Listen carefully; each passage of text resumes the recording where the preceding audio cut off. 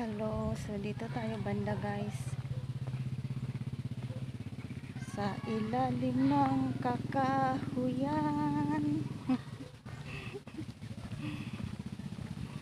Andito tayo guys, walking alone dito guys. So dito pag gabi banda guys, maraming natatakot dito kasi medyo madilim talaga siya dito pag gabi.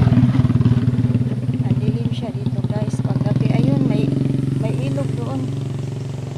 Ayun ang ilog guys, so nakikita nyo may naliligo din doon guys. Oh.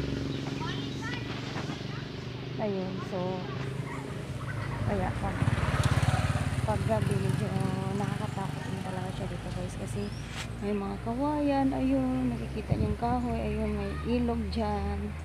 So pag dilim dito guys, oras gabi na, nakatakot na talaga sila lahat kami.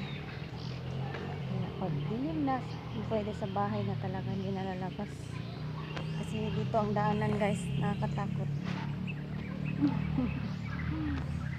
Yun guys, yun siya, grainy talaga, very nature guys. Kaya nakikita nyo, yun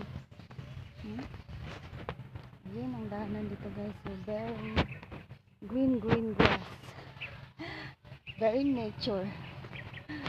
So yun guys, ayun.